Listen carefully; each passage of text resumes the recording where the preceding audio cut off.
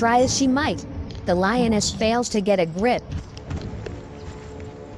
But the rest of the pride is on its way. The odds are not looking good for this leopard tortoise.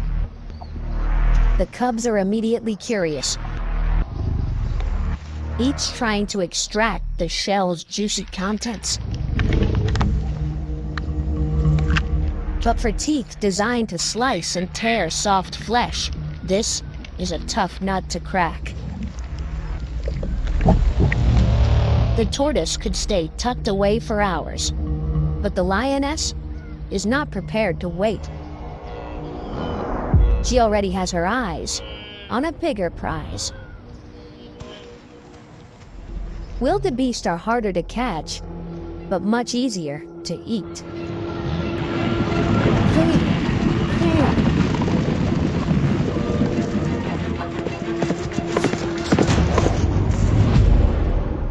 This is the tortoise's chance. He makes a break for it. With a top speed of less than 1 mile an hour, he's no athlete. But sometimes, slow and steady wins the race.